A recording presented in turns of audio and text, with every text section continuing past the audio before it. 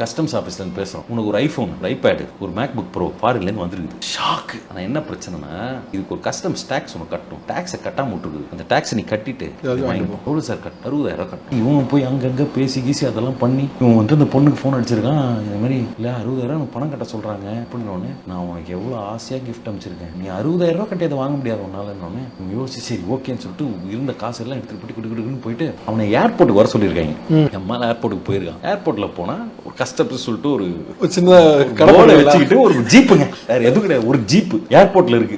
நேரம் போயிருக்கான். அந்த ஜீப்பு கிட்ட அவன் வர சொல்றாங்க. பார்த்தா அவன் கையில அந்த இதெல்லாம் வச்சுட்டு நின்று இருக்கான். ஜீப்பு கிட்ட போயிட்டு சார் அப்படின்னு இது மாதிரி 60,000 கேஷ் கொடுக்கணும். கேஷ் வாங்கினோடனே அவங்க அப்படியே ரிசிப்ட் எடுத்து கையில கொடுக்குறாங்க. தம்பி இந்த ரெசிப்டை பத்திரமா வச்சுக்கோ, நீ சாயங்காலத்துக்கு 5 மணிக்குள்ள உன் வீட்டுக்கு பொருள் வந்து டெலிவரி ஆயிரும், அவங்க கிட்ட ரெசிப்டை காட்டு, அப்பதான் பொருளை கொடுப்பான். ஓகே சார் போயிருக்கான். 5 மணிக்கு பொருள் வரும், பொருள்னு பார்த்தா வரல. திருப்பி அவனுக்கு ஃபோன், தம்பி நீ டாக்ஸ் இது கட்டிட்டல, டாக்ஸுக்கு சாப்பா குத்துறதுக்கு அந்த இதை பிரித்தோம், உனக்கு கொடுத்த பார்சலை பிரிச்சா உள்ள $50,000 கேஷ் இருக்குப்பா, இதுக்கு ஃபாரெக்ஸ் டாக்ஸ் உனக்கு கட்டணும், அது 1.5 லட்சம் ரூபா, அதை கட்டினாதான் இது வரும்னு இவன் $50,000 கூகுள் பண்ணி பார்த்தா எவ்வளவு வருது, இவ்வளவு பணமா அடிச்சிருக்கான் போனு. அந்த பொண்ணு திருப்பி சொல்லுது, ஆமா உனக்கு கிஃப்ட் சர்ப்ரைஸா வச்சேன், இந்த கஸ்டம்ஸ்காரங்க பொறுக்கி பசங்க அந்த சர்ப்ரைஸை கெடுத்துட்டானுங்க, சரி என்ன பண்றது, நான் உனக்கு இவ்வளவு அமைச்சிருக்கேன், 1.5 லட்சம் ரூபா கட்டி அதை வாங்கிக்கோ அப்படின்னு சொல்லுது.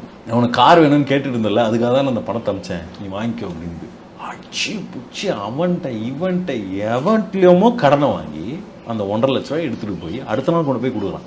அதே ஏர்போர்ட், அதே ரெசிப்ட், அதே ஏர்போர்ட், அதே வண்டி கொண்டு போய் கொடுத்தான். அந்த ரெசிப்டை திருப்பி கொடுத்தானுங்க.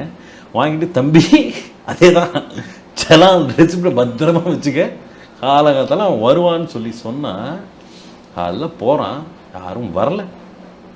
அந்த ஃபேஸ்புக் அக்கௌண்ட் பிளாக்டு, அந்த பொண்ணு ஃபோன் நம்பர் பிளாக்டு, எல்லாமே பிளாக்டு, ஒன்றும் வர முடியாது. அதுக்கப்புறம் தான் அந்த பையனுக்கே தெரிஞ்சு கஸ்டம்ஸ் ஆஃபீஸ் ஏர்போர்ட்லேயே கிடையாதுன்ட்டு.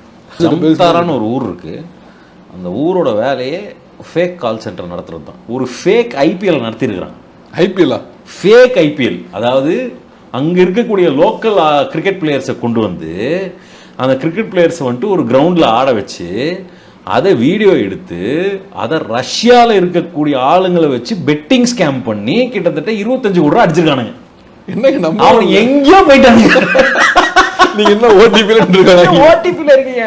ஓடிபில 2012 2010, நான் சொல்றது இந்த வருஷம் ஒரு ஃபேக் ஐபிஎல் அவன் நடத்திருக்கிறான்.